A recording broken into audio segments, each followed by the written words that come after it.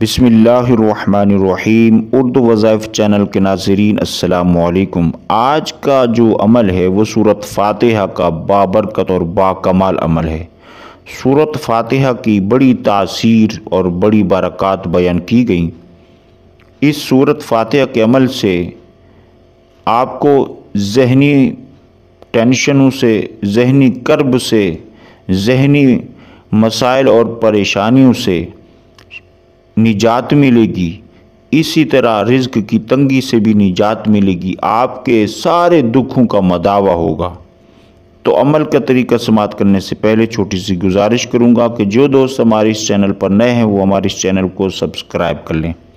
अमल का तरीका ये है कि अव्वल व आखिर 11 मरतबा कोई सा भी दरूद पाक पढ़ लें, फिर सूरत फ़ातिहा को 11 मरतबा इस तरतीब से पढ़ें।